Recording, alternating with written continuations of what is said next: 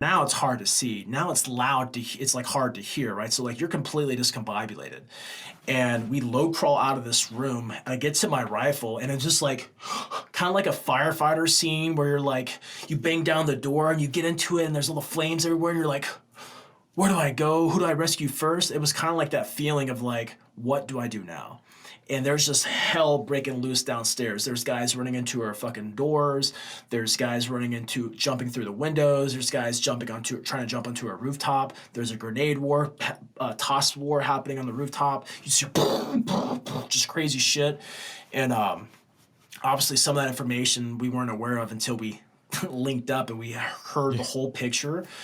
And, you know, I get downstairs, you know, I'm like finding work to do. I'm a fucking young kid like everyone else, finding work to do, and I see the first like fucking victims come out. I see like dudes missing legs, missing fucking arms, fucking Swiss cheese bodies, like just like bloody, holding faces, just like in shock. Like, and these dudes are savages, bro.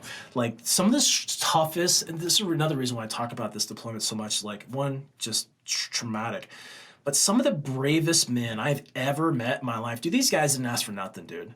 They didn't ask for shit. These guys were like 4-year corporals. You know, they're 4-year E4s back in the hard days, right? And they didn't give a fuck about nothing but the dudes, and they did the work. The corpsmen, back in the day, dude, corpsmen only had pistols. And these corpsmen, I was part of Echo Company 2-1. That was my sniper team was attached to them. 2 sniper teams attached to them. These corpsmen, bro, were fucking dropping bodies with pistols. And I don't say that to be cool. I say that because these corpsmen were fucking brave. You try to fight in an environment like that with just a fucking pistol. When you're patching people up and doing that. When machine guns are ripping through doorways, fucking RPGs and grenades are impacting everywhere, and these dudes are running around with pistols. Terrifying, right? It's absolutely terrifying. And so I see all these wounded come down. They're getting the work done, and it's just hell. Luckily, we had a Delta Force medic with us, because this Delta Force team came to us. They were a sniper team. They came to us like days before all this. They're like, dude, we heard you guys were like getting all sorts of shit. We wanted to see if we come and help out, and that's exactly what they did, dude. They came, and this was like the varsity Delta team. There was a guy that killed Uday. There was a guy on the team that got what's his name, Saddam. Like it was like this like big league team. And then you had this like young medic dude who's just a badass. His name's Dan, and Dan is doing his best, patch people up. It's fucking chaos, bro. And my friend Aaron Austin was a machine gunner who befriended me. He taught me how to shoot the machine gun. He taught me how to do a T&E, and like he taught me everything. And we were the same rank. And I was a super junior guy, but I came into the infantry as a lance corporal in E3, which most people came in as a private or a private first class. So I blended in to the senior guys right off the bat, and probably because I traded a pair of digital camouflage for a pair of BDUs to fully blend in, because I saw what was happening to my peers. They're getting fucking their asses beat, and I didn't want that to happen to me, right? So I blended into my environment. You know, I was a special operator before I was ever a special operator. And so and so people thought I was a senior guy. And then being on a sniper team, you just kind of had like more street cred, but Aaron didn't care about any of that shit. He just like taught me, and he was my friend. We had plenty of nights on watch, smoking cigarettes and fucking shooting with machine gun and shit. Well, I hear this like Aaron's hit, and like I was like very emotionally attached to him. I had a very personal relationship with him, and I run up to the rooftop, dude, and they're like, get to the fucking roof, and you're like, dude, if you go to the rooftop, you're dead. Like you're fucking dead. Like the chance of you dying or getting like maimed on that roof is like significantly high. And you know, I go up to this rooftop and I see Aaron. He's like white as shit. He's like the white as this light back here, and just bleeding out, man. And you know, you can't just focus on that. We had to push the fight still. We still have grenades coming onto a rooftop. We still have guys trying to like enter our house. We're getting shot at by a minaret, so they have the high ground advantage. It was just a very kinetic battle. And then we get everyone off the roof, and we started withdrawal back to our friendly lines. And so it's my radio operator, myself, and Dan, the Delta medic. We're carrying Aaron, got an IV in him, doing our best to sustain his life.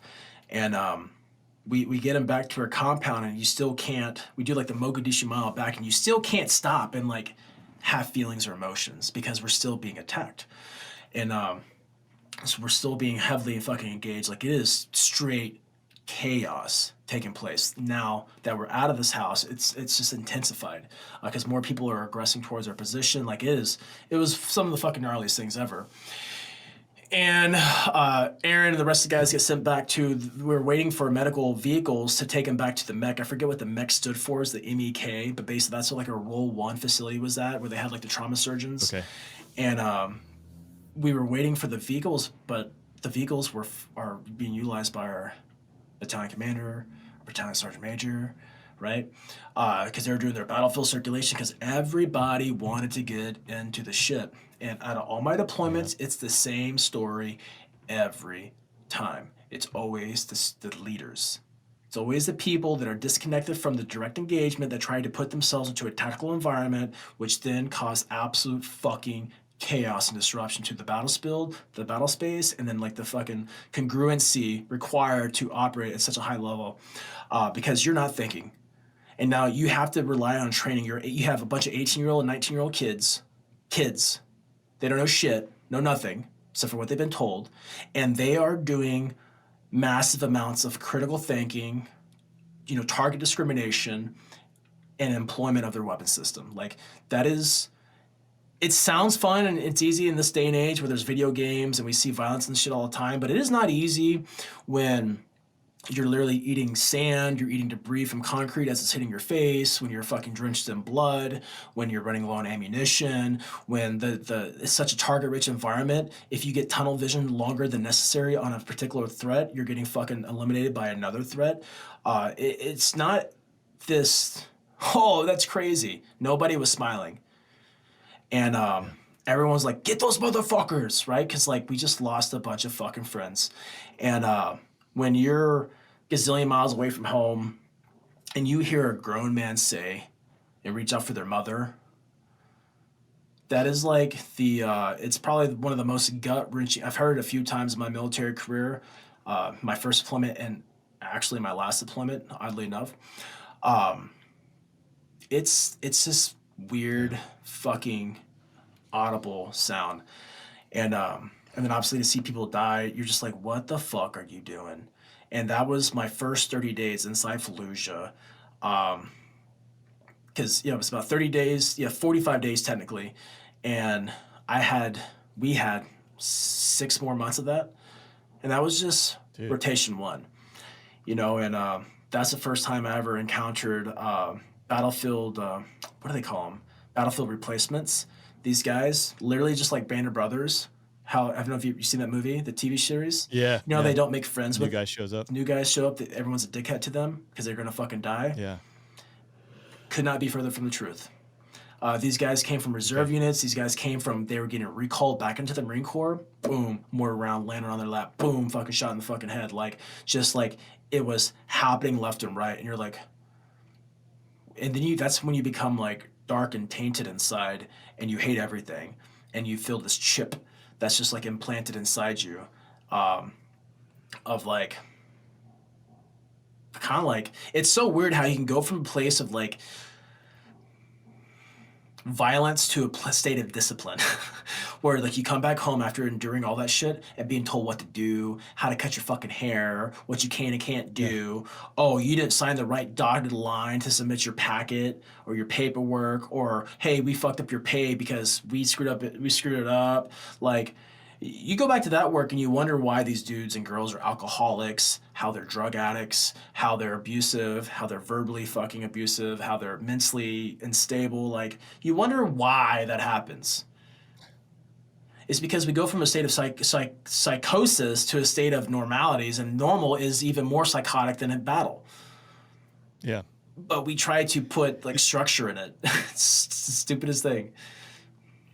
It's one how it works. I have nothing to compare it to that extreme level, but it's the fact that like everything seems to be more efficient when you're deployed, right? Like you're mission focused and everything is like supporting the mission, and the things that don't matter, like they just don't exist. And then all of a sudden you go home and it's all this BS. And it's the thing like, oh, man, finance is closed at 2, and you're like, well, dude, we're doing 2 weeks of like night operations, and I need to get this done. You can't get it done. And again, this is like apples to oranges in the most extreme comparison, but No, but it's for true. some reason, yeah, it's a weird dichotomy of like, how do you go from an environment that you're operating in to like, yeah, go back and like into like in my vision, like into the Marine Corps, which is like the most squared away like branch, like rule following discipline that you'll get your nuts crushed if you do something just you're yeah you're a minute not you're a minute late, 30 seconds late, and The Marine Corps found a great way to bring that same level of fuckery overseas on deployments.